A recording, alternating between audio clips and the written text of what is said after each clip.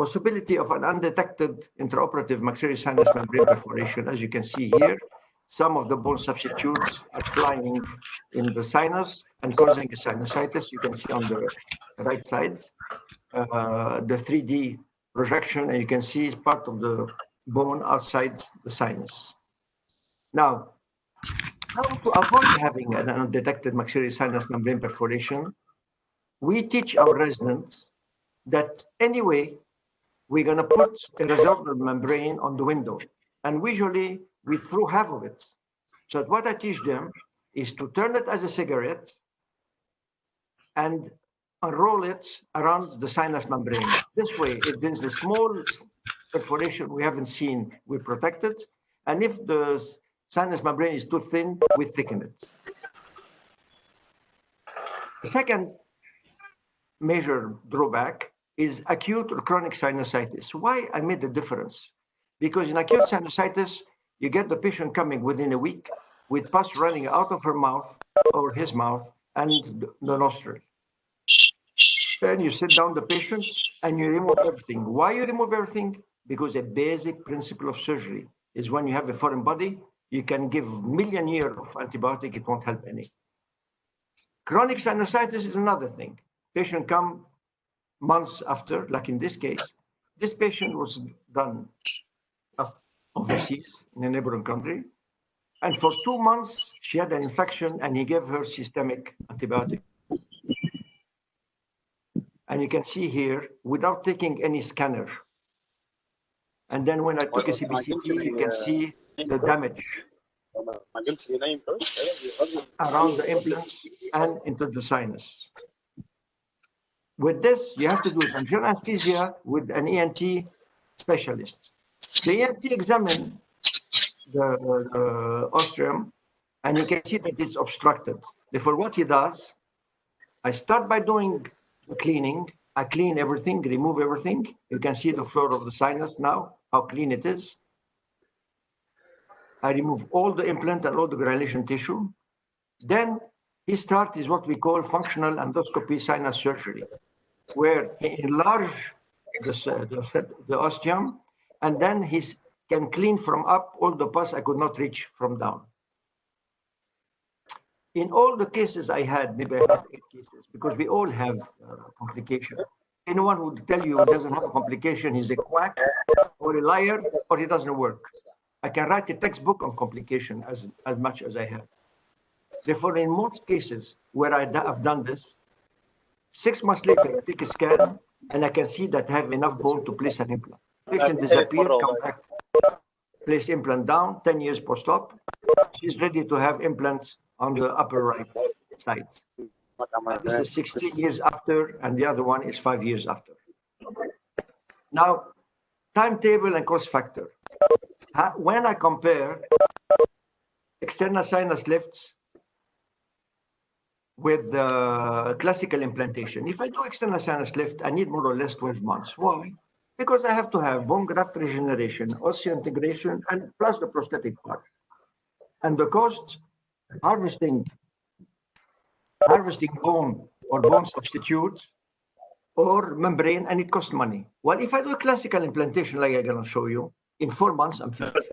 And then I have no additional expense than the classical implantation. Now, what's the new millennium? The new millennium is the KISS concept. KISS ما في تبويس بالقصة. KISS means keep it simple and safe. The tendency worldwide is minimal invasive surgery. When I go to the States and present this lecture, before me there's a guy who uses cranial bone to do a sinus lift. The other one does a hip bone to do a sinus lift. I come and show him what we should do not to do all these. Therefore, the patient wants implant treatment faster, less traumatic, and less expensive. Are there alternatives to sinus lift? Yes, there are. When do we decide for the different treatment options? It takes a long time. You start the patient is young, by the time you finish is old. Time is money, as we know. Patients' habit, smokers, and in our countries, we have a lot of smokers, and the infection rate is much more than the non-smokers. Some patients tell you, no, I don't want you to touch my sinus. And the other who had a textbook of internal medicine disease. Therefore, these you cannot do sinus lifts. Usually over 60, I don't do sinus lifts. I do what I'm going to show you now. One big mistake I made, and I regret it up till now, is I knew already that the occurring sinusitis, it's a no-no for sinus lift. But having done so many, I asked for a CBCT, it was clear. She told me that I have the recurring sinusitis, and I went ahead and did the case. Especially that she trusted me. Why? Because for 15 years before I put all these implants that you see. Catastrophe. After 1 week, huge infection with oroantral fistula. You can see on CBCT, you can see the bone is substitute granule in the sinus, and very important. First, on the left side, how the ostrum is open. Look on the left side, how it's opens. And when I opened, it was the shock of my life. Look at the defects, which are seen on X-ray. Therefore, under anesthesia, I had to work. How do we close huge opening? Therefore, we learn from femur surgery that the only way to close a big opening is by using a pedicle buccal flap pad to close the large defect. Therefore, you make an incision in the vestibule at the second level at the level of the second molar. You dissect the buccal fat, and you have to leave it pedicle. It cannot come in your hand. Therefore, take time to really dissect it. And then you can see here, you bring it down and you suture it to the palatal mucosa. Okay, this is, I saw the patient 5 years after, then I saw her lately. This is 27 years post-op on the implant and 12 years on the sinus. If someone has an idea, tell me later. Because you cannot do sinus lift. I cannot use zygomatic implant unless I can go outside the sinus, which on the X-ray I could not do. It's a problem. Now, what are the alternatives below the sinus? Implant placed, remaining palatal bone, anterior to the sinus, and I'm gonna, because I only have an hour, to talk about the posterior sinus, posterior to the sinus. What's the principle of using implants posterior to the sinus? Is the use of all available bone. Therefore, I can use tuberosity implant, I can use pterygomaxillary implant, and I can use zygomatic implant. Let's review the anatomy together. What do we have in the posterior maxilla? We have a tuberosity.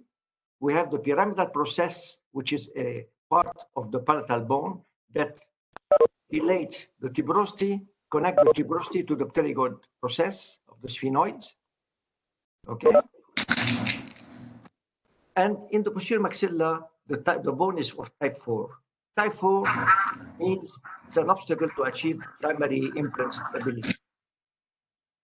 And on the other side, if you do histomorphometric analysis, for those who don't know, with special microscope, how much bone there is in the section.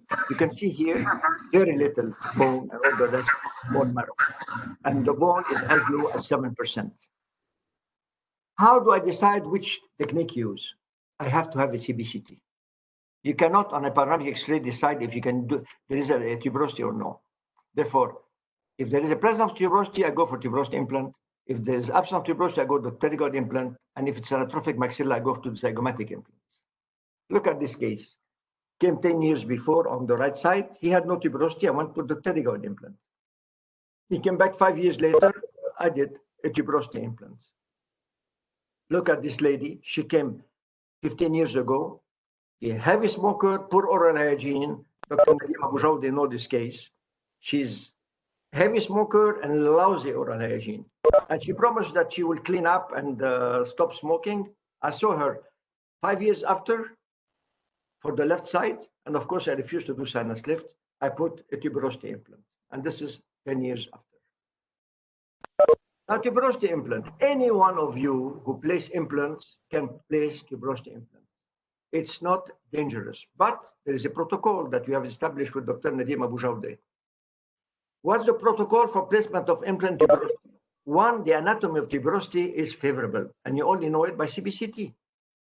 Two, you have to make an incision in the middle of the tuberosity, not on the side, in the middle of tuberosity, and expose the buccal and palatal bone. Otherwise, you only reflect the mucosa on the right side, and you put your osteotome where you think it's the middle, and you break the buccal wall. It was very important to see the whole tuberosity, buccopalatally and distally. The second thing, never drill in the posterior maxilla, because already 7% bone. Then you drill and you remove the little bone that's left. You always have to use osteotomes. And osteotomes are not the one that are for internal sinus lift. They are the round one, the round-ended osteotome. And then use long and wide diameter implants because of the poor quality of the bone. Now, the torque. You know, they teach you that you have to put your implant at 45, 50, but you have to think a little bit. After sinus lift, after internal sinus lift, the quality of bone is very, very poor. Therefore, if you place your implant at 50, the implant going to go in like a fly, like a missile, and you'll have no stability. You have to ask the nurse to bring down the low torque to 20 to 30, and you place your implant, and I want my implant to go zark, mazrouk. You know, I don't want it to fly in like a missile. Okay? Now, excuse me, the pictures are bad because my cases are old. I'm showing you long-term cases, and you'll happy to see the long tail. This patient was in a hospital at Hotel Dieu, at Riz, not important, and he was supposed to have the following day a hip graft for sinus. Someone visited him and told me, you know, Barakat has a technique. He doesn't do sinus lifts. Therefore, as he knew me personally, socially, he took a cab and came to me. He had a scan with him, and I see he had a beautiful tuberosity, and I could do internal sinus lifts in the front. Therefore, he discharged from the hospital the following day, and that's what I did. And you can see it here. Okay, this is in 94. This is 6 years after. This is 15 years after on the left side, and then he came to do another implants. This we can see here, 24-year post-op. Then you believe it. Look at this case. She was sent to me a year before this. She was 69 in 99 to remove the wisdom tooth. Imagine a lady 69 to remove an impacted wisdom tooth like that, which I refuse, of course. I'm not going to do for a 6 lift. I studied the CBCT and I found out that I could put a tuberosity implant and an implant anterior to the sinus. And then 10 years before, I had placed implants on the left side, 2 implants. I lost one. And when I asked her to place it, she didn't want. And you know, the system I used, the Nabil, guaranteed 10 years, but she wouldn't accept. Therefore, her nephew connected it to the molar. It's not advisable. Okay, so you can see here, 10 years after the tuberosity implants. Then I saw her, she was 86. The last time I saw her, she's 86, she's on a wheelchair, she can't come anymore. And this is 18 years after. You can see it here. And then 27 years, the implant connected to the molar, which I told you not to do. In medicine, something that you're not supposed to do and works, we call it a joke. It works once, but 9 times it doesn't work. It doesn't mean because you saw this, you say, Barakat, connect the implant to molars. I don't. Look at this case. Heavy bruxer, heavy cigar smokers. The worst enemy of implant is bruxers, followed by diabetic patient that smokes. And we have plenty of these in our countries, and I'm sure in yours too. Therefore, he came, I told them sinus left. He said, I don't want. Therefore, I put 4 implants for him, as you see on the left side, and 3 on the right, and I lost 1. The dentist, the prosthodontist, American trained, told me, no, this is a bruxer. I'm not going to use fixed bridge.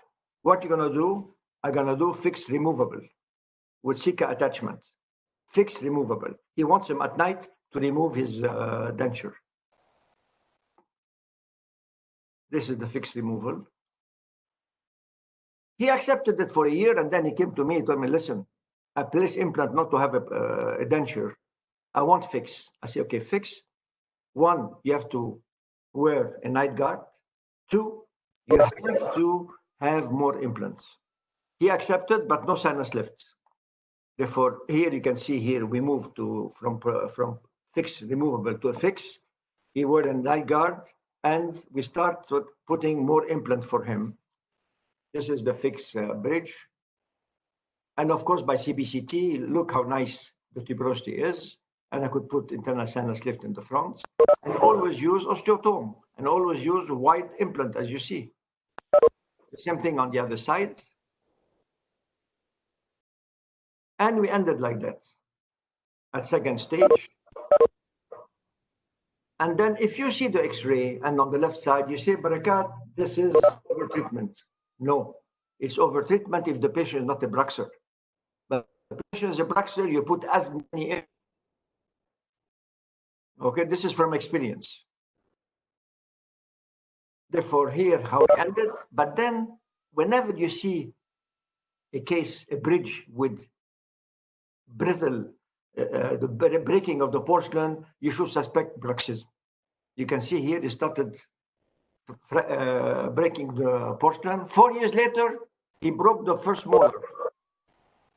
Then you extract the tooth. If you plan to do nothing, you do nothing. But if you plan to place implant, you better reconstruct the area with bone substitute and bioresorbable membrane. You can leave the membrane, the resorbable bone exposed, there's no problem. And then 8 months later, you can see on that form on the left, and you can see clinically how thick the bone is now. And although some don't like it, but I like for my molars to put 2 implants.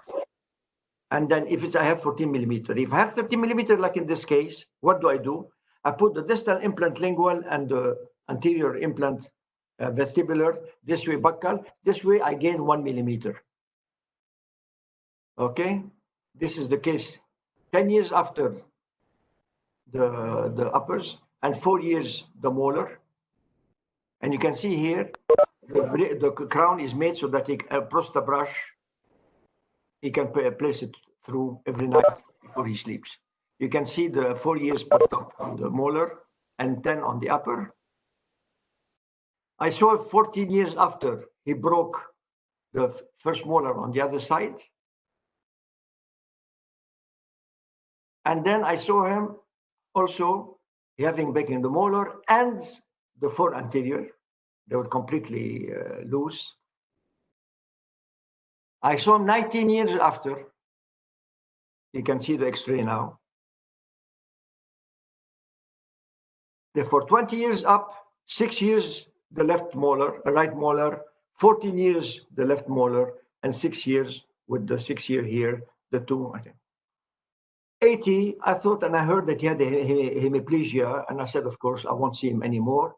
And surprise, the beginning of this year, Mr. So-and-so come and tell me I lost a molar, the dentist removed a molar, I want an implant. He had his bodyguard holding him to take a panoramic X-ray. That's why the panoramic is not good. And I placed an implant there. Although he was anti-coagulating drugs, I didn't stop it. And maybe next time I'll show you the case finish. Then this is a nice case for me because 24 years up, 10 years down, and 17 years the left molar. This is the case with Dr. Nadim Abu Jawde. Dr. Nadim is my associate, and he has the knack of giving me emotions. Someone removed the molar, the first molar, and he had an oroantral fistula, referred to me. I closed it by a buccal mucosal flap. Then the openings start to get bigger. This is in 12. This is in 14. You all can see, look at the middle of the sinus, you can see black thing. This is the opening. We know from Caldwell lock, 30 years ago I used to do Caldwell lock, is that if you do a Caldwell lock, 40 years after you come, it's still open. Because unless you put bone in it, it won't close. And he pushed me to do a sinus lift. And I was not very happy about it because I know there's a hole there and the mucosa is attached to the sinus membrane. Anyway, it really twisted my hand and my arm. And I start doing sinus lift. I made a split incision, and then I was very happy, proud of myself, thinking I'm a big shot. And dissected the sinus mucosa that you see on the right side from the flap. Okay, you can see here the sinus mucosa reflected up. And I put the bone and the membrane. I'm very happy. Catastrophe. 1 week after, breakdown of the flap, and many of the bone substitute fell. You can see on the left side of bone substitute falling in the hole. Therefore, I asked him to do an obturator, and we start praying. Slowly, it healed by secondary intention. It took 4 weeks. Then we had this, what to do now? Then we cannot do nothing. We have to do something. In the middle, we know there's still no bone. The bone fell. Therefore, with Nadim, we studied the case, and we decided to go for an anterior implants and then use a tuberosity implant. Okay. You can see here in 14.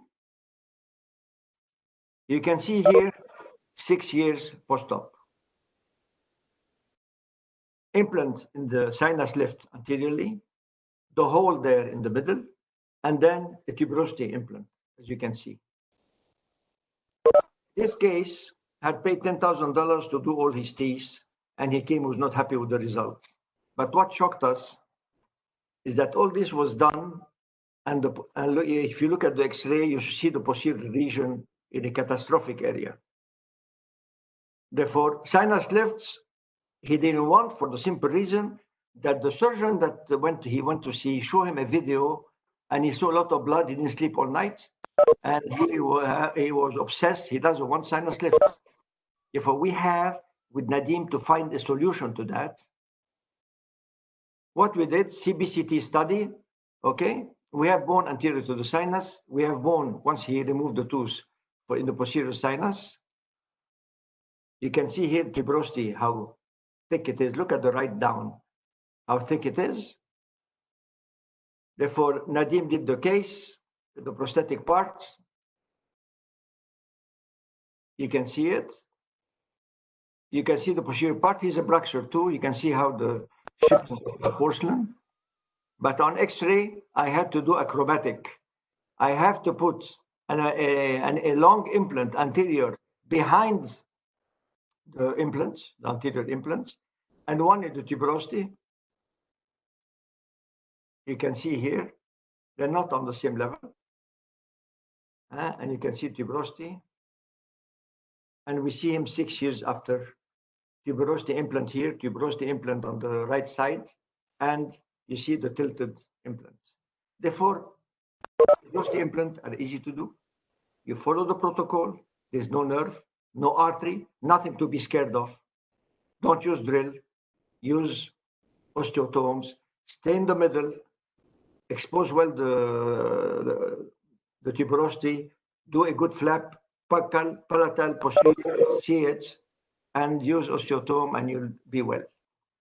Tuberosity implant we done around 80. We had 2 failures, but the failures were when we didn't use osteotome. Before we heard about osteotome, using osteotome. Now the pterygomaxillary implants. For the pterygomaxillary implant, you see the X-rays on the left-hand side. Patient has no tuberosity, and you have to go. It's a long implants that hook in the pyramidal process that connects the tuberosity with the sphenoid process. Okay? Therefore, how do you do it? You do it clinically by using osteotome. You start with osteotome till you hit the bone, because you have to go on the sides, not in the middle, on the side, because the pyramidal process is medial to the tuberosity, as you've seen on the anatomy first. And then when you hit the pyramidal process, you stop, and you go wider, till one size less than what the implant you're going to place. First case I had was my second case in Lebanon. Papillon-Lefebvre syndrome. I know dermatologists, not dermatologists, dermatologists know it, but mainly perio. Patient is 17. She has been wearing dentures since the age of 12, I think. She has a palmoplantar hyperkeratosis. All deciduous teeth and all the teeth, secondary teeth, were gone. If you see the X-ray, you wouldn't believe that this patient is 17. She looks like if she's 80. I called PI Brandmark, and he told me, let me check. I have 50,000 cases in my computer. Let me check. He called me back. He said, I have no case. Go ahead, do the lower, and let's see what we do about the upper. Therefore, you can see the palms, the plantar, the knee, and the elbow. You see the hyperkeratosis. Therefore, we had no scanner at the time. Therefore, as I used to work in the hospitals during the war as for war injuries, I begged one of the radiologists to do tomography for me, which took a long time, and he was not very happy about doing it. Anyway, by using tomography, I realized that the pterygoid process is thick. And in the anterior region, I have 7 millimeters in the front. And then there's something very important. We have here something called the nasal antral trigone. Even in a very, very resolved maxilla, you can always slip an implant between the sinus and the nose. You have a triangle of bone. Therefore, when I took the course with PI in 86, he told me you should not go through the sinus, you should not go through the sinus to the nose. If I was scared, I did for one incision, exposed the floor of the nose, and I saw the implant coming in, which now, of course, is nonsense. Because all the cases in the posterior maxilla, all my cases, I go with the bird through the bone of the sinus left, of the sinus, I mean, and I go into the sinus. And then I put my implant 1 millimeter, the apex inside the sinus. Don't go and say, Barakat said, put the implant in the sinus. I didn't say that. I say, I want a bicortical stability, therefore encourage. Thank you, Nadim. And therefore, I put my implant with the tip of it in the floor of the sinus. And after sometimes the sinus covered. That's why probably we have good long-term results. Then I put 2 pterygoid implants. You can see them here. And now, before I did 5 implants because she didn't have space between the 2 mental foramen. Now, what would I do with Nadim if we have a case like that? We'll do all on 4. This is our standard treatment for the mandible. All our cases are all on 4. Within an hour, patient comes out with her temporary bridge, the implant temporary bridge. Therefore, in 87, she was like that. It's a big improvement on the. Therefore, you're going to tell me why didn't you use the implant on the left side? Because no one told us about direction. No one told us about how to put your implant. The teaching was wherever you bone, you put your implant, and that's what I did. Therefore, the prosthodontist could not use it. You see 2 pterygoid implants, long pterygoid implants, and implant in the front. This is 17 years after she came back to. Meanwhile, she's been to Harvard, did pharmacy, and came back. It changed her life. And when in 94, I brought PI to Beirut, Brandmark, she came to see him at the hotel. And she told them, you changed my life. We are here to improve and change life of people. And then handicapped people. Those are these. For 17 years after she came to change the prosthetic part, we took an X-ray. Things were doing very well. And I always was scared of the long span. It's longer than I would have loved on the lower implants. The cantilever, I don't know, but it worked. 21 years after, I saw her again for checkup. Okay. And you know, if in my mouth, I still want what we call the Swedish boat. I want my lower bridge thing like that. I don't want my bridge to go, the porcelain go under the mucosa. Because you can never clean and you end with the peri-implantitis, especially with the new implant rough surface. I will like that, but no Lebanese will accept that. No one gonna pull your lower lip and see what you have. But when I see the long-term result we get with these cases, and the level of bone you get. And notice how the bone starts going up around the implants. 24 years after, she called me crying. She told me I was doing a general anesthesia, and the anesthetist broke my implant. I was really, because this is my first time worldwide. I exposed it in Paris in 90, and I was really upset. And then I took an X-ray, and so what broke was not the implant, was the abutment screw. And it reminded me, in the 90s, I traveled with him from Iran to Cyprus to introduce implant. And he told me something I never forgot. He told me a good system is a system where the mechanical part of the system, which is the gold screw and the abutment screw, is weaker than the osseointegration, means the implant. Therefore, if some force is on it, is the abutment screw that breaks or the gold screw that breaks and not the implant. And this is what was the case. Of course, I called the company. They haven't been using this for 20 years at least. And in 5 days, working days, I received, we corrected it. Therefore, I saw her 32 years after, in 18. We remove, now she came back in 19, we remove and clean. Look at the acceptance of the tissue. You can see the tuberosity, the pterygoid, how are they sideways? Notice how they're sideways, the entrance.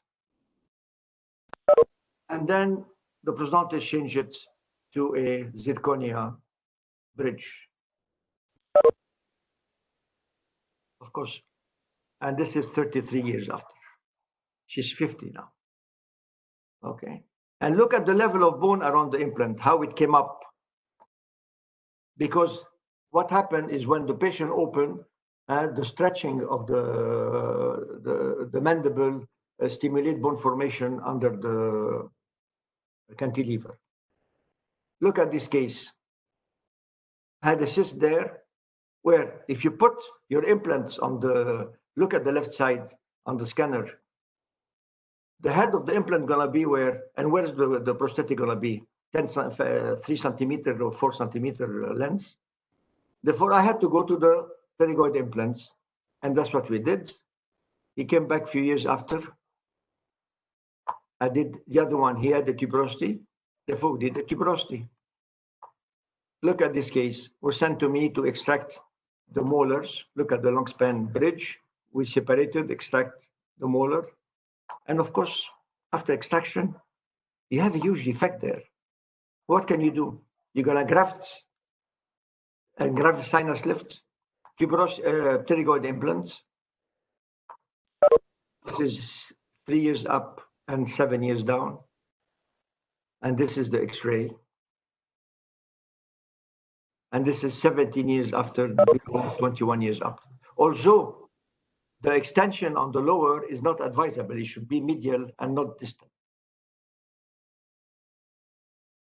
Another case, slowly, we start putting the implant, and then posteriorly she lost. She did sinus lift. She was quite old at the time. By the time we reached, then we did a pterygoid implant. Okay. Zygomatic implant, how long do I have?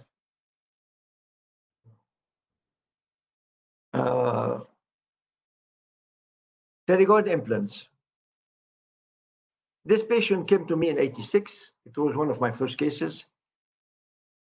She told me, I don't want a fix, I want a fix removable. Therefore, we put 3 implants because no one told us you not put the 3 implants. You should put 2 implants, you know, in the 22 millimeter away, 11 centimeter from each side of from the midline. That's why when you work on the mandible, always before you make your flap, you should mark with a burr the midline, because once you have your flap, you don't know where you are. Therefore, you mark your midline and you go 11 millimeter from each side, 11 millimeter from each side. Okay, but no one told us, because if when you do that type of 3 implants, the whole denture rock on the middle one. Anyway, we did. She had her removable denture. Then she came a few years later or a couple of years later. Okay, I trust you now. Put fixed bridge. Fixed bridge. We did fixed bridge for her. Then she disappeared, and having lost all the upper teeth. Therefore, we placed implant in the upper. And the day the prosthetic part was placed, she went to the States. And her son is a physician. He told her, did you do the osteoporosis test? He said, no. Let's do it. Mineral density of bone. And he said, oh, your risk of osteoporosis is very high. Therefore, he put her on phosphonate,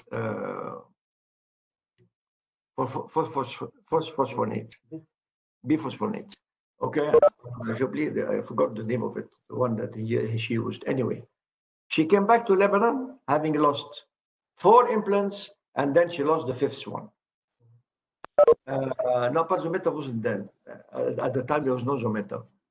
Fosamax. Fosamax was the one very popular. Therefore, at the meeting in Madrid, someone presented, said the loss of integration after starting biphosphonate treatment, he had cases reported. Okay, you're going to tell me how come the lower one are still there and the upper one are gone? Because the lower one, they are in a steady state. That is, the healing around the implants, the woven bone has been replaced by lamellar bone. Therefore, it's not affected. While over there, we just put the prosthetic part. They didn't have, we still have good maturation of the bone, and that's how she lost the upper, but she didn't lose the lower. Then what to do? We use a 55 millimeter implants called Zygomatic Implants, and you hook it in the incisura of the zygoma. Okay, and this is 11 years post-op. I can show you the X-ray. 13 down, 2 years up. Okay, you can see you enter the premolar region, you hook it into the zygoma, and see down 13 years.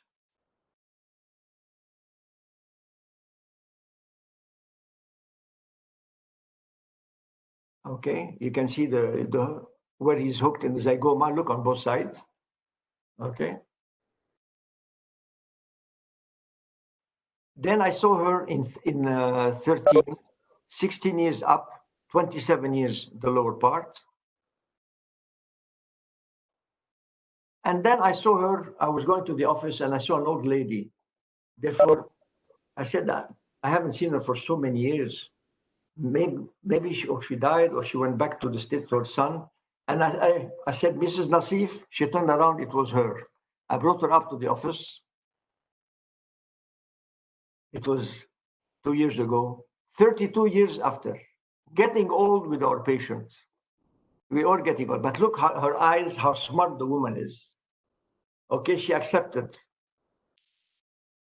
She hasn't changed the upper denture and the lower denture for 32 years.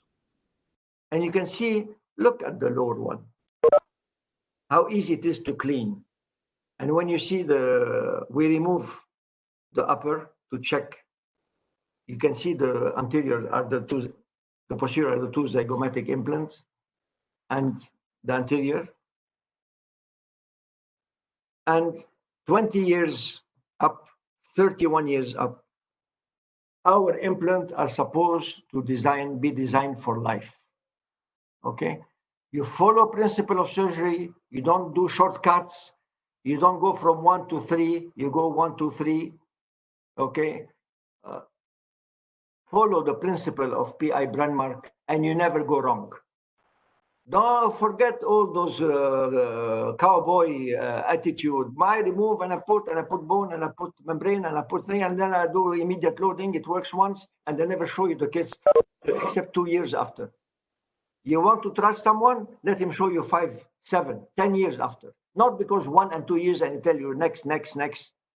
Don't trust anyone, especially those who put the prosthetic part, the prosthesis, and then next case. Why you upload? You upload for whom? You upload for the laboratory. Because neither the surgeon, neither the prosthodontist did the crown or the bridge. Okay, but let him show me the case 7, 10 years after. See the level of bone around the bone, the status of the mucosa around the implant, and then I'll say bravo. Therefore, don't get fooled by some foreign speaker that comes and give you the stories. Osseointegration is too important as to be handled by one specialty alone. Therefore, we really believe, I didn't say it myself, this is P.I. Bradmark. An interdisciplinary approach is imperative. What's the difference between multidisciplinary and interdisciplinary? Multidisciplinary, the patient comes to me, he needs ortho, I send them to the ortho. He needs perio, I send them to the perio. He needs prosto, I send them to the prosto. Interdisciplinary, and I think I have to give credit here because to my friend Nadim Abu Jawde, he's the one, the head, the heart of this team, because he's the one who is he relates us all together. Interdisciplinary, we sit down with x-rays, with models, and then picture of the patients, and then we make, I'm not talking that to do that for a simple case. I'm talking when we have a difficult case, okay? Therefore, this is P.I. Brandmark saying that all specialty are, and then I finish with this two things. The first thing, another case of zygomatic. Never forget we have a patient at the end of these implants. Don't do to others what you wouldn't accept that they do to you. Therefore, when you have a case or something difficult, you say, would I do it to my daughter, to my wife, maybe, to my mother-in-law, maybe, but not to my daughter. Therefore, always ask yourself this question. Don't ever forget we have a patient at the end of this implant, and then don't ever forget. This man, unfortunately, I go to all meetings in the world, I'm invited. No one will talk about Brandmark. We are here because of him. And the little thing we can do is every time to say thank you. Thank you, gentlemen.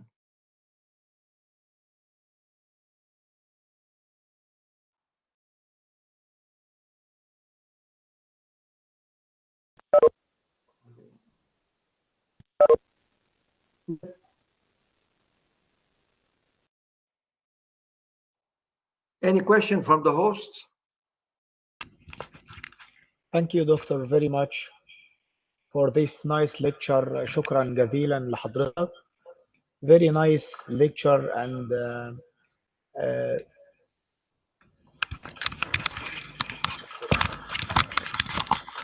Thank you, Doctor, for these great words and this great lecture. We are so happy to listen to this great information from you. If anyone have any question, go ahead and ask us, Doctor.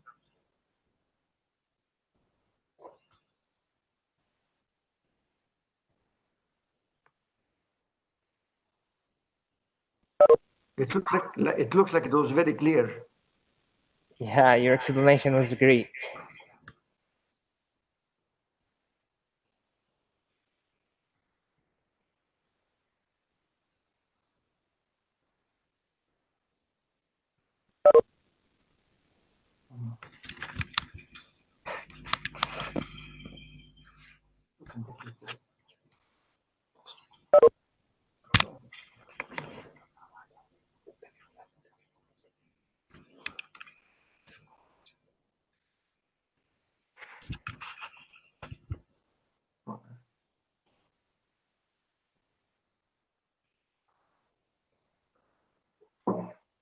Reinitiate.